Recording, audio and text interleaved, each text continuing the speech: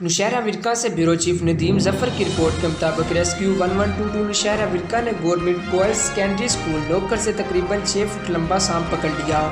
Rescue 1122 को इतला मिली कि गवर्नमेंट हायर सेकेंडरी स्कूल नौकर में सांप घुस आया है। स्कूल में 60 से 70 टीचर्स की ट्रेनिंग चल रही थी।